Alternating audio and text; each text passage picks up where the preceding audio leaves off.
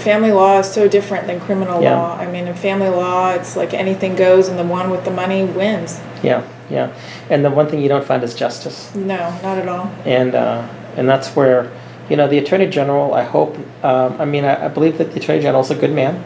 Yes. I've met him on different occasions. I think that, I don't know that he understands all of the dynamics, but, we need to have the legislator, we need to have, your representative, other representatives. I've spoken with several people, and their representatives know this is an issue. Yeah. And, so I think the laws need to be changed in the state of Texas. Mm-hmm. I think the Attorney General needs to realize at the same time that some of the stuff that he thinks is in the best interest of the children, however he defines it, or good public policy, is furthering alienation. Yeah. And if you're a strong Christian man in a government position, you do not have to do wrong to fulfill your job. Yeah.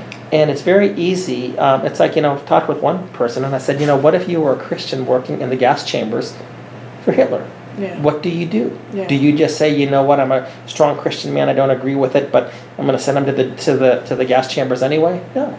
Yeah. You don't do that. Yeah. I mean, you whether you form an underground or whatever you do, and I mean, it may be costly because, you need to stand up for your Christian principles. Nobody has to do wrong.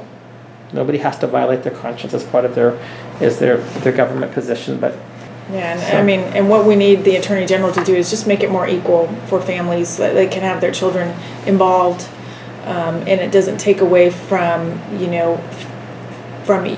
the parent that pays child support. Because I feel less of a parent that I can't do many of the things that my ex-husband does, who has primary custody.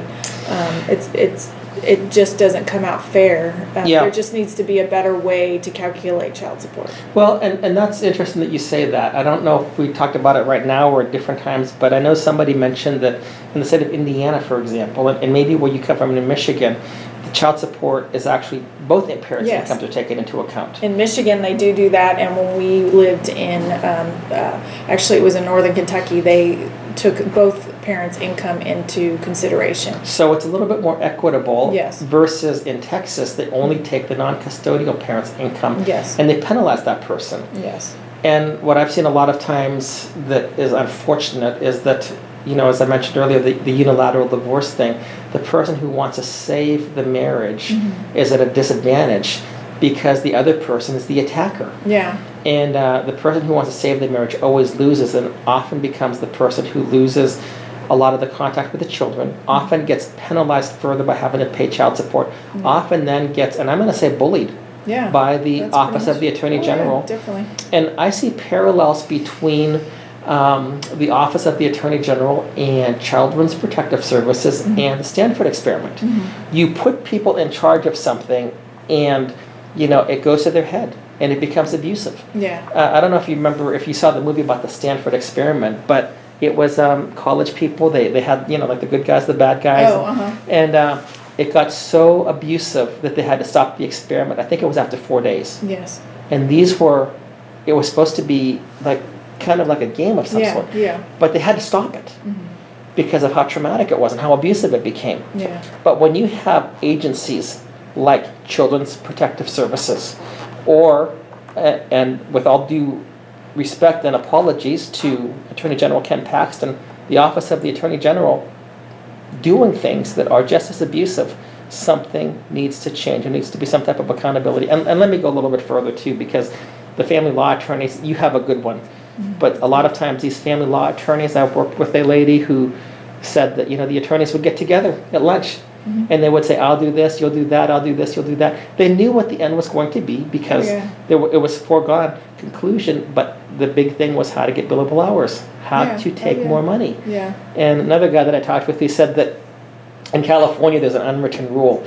If a person has, we'll say, and I'm going to use some rough figures here, but maybe the couple has $1 million. Yeah, they look at your assets. They look at your assets, and they can take 40%, and they're okay. If they go over 40%, they get a lot of blowback.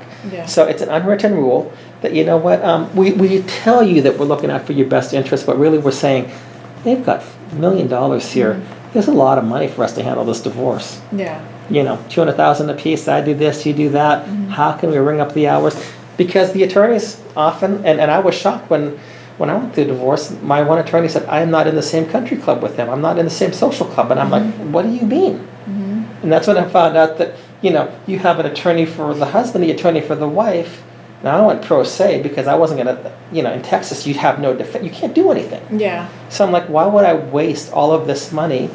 And I'm trying to say, you're destroying the little that we've had saved for our children. Yeah. And the only way I knew how to handle it, because I had girls involved in everything else, was to say, I walk away. And then I found out my ex-wife was lying like crazy. And, her parents were funding things and gaining interest off of it. It was nuts. Oh, yeah. Well, my mom has run through her retirement just helping me out, which is really sad. This woman has worked all her life, Wow. To retire, and she's 74 years old, and she just started back at work in order to help me and basically the grandkids, because she wants them to still be in her life. And if she stops helping me and I'm not able to take care of them anymore, then she won't be able to see them either. Yeah. So it's not only affected me, but it's affected my family. So what I guess the message to the Attorney General is, you are creating a lot of victims Yes. with what's going on here. I understand that not everything is his fault, but his office is responsible for a lot of this stuff. Yeah. He brags about how much child support he collects. Last year, Texas collected almost $4 billion, but you're one of the victims. Yes. And your grandmother and many people like you. Good people, loving parents. Hardworking, yes. And you can be Yeah. criminalized, thrown in prison, everything else. So. Yeah. Anyway, I wish you all the best, and pray for us tomorrow. I don't know if I you're a will. person of faith or not, Oh, yeah. but if you are, pray for us, because we want to see this whole thing changed. Yeah, that would be great. And it's not just for the people going through it, but as you mentioned, the children and our grandchildren. So Yeah. Thank you. anyway, thanks again.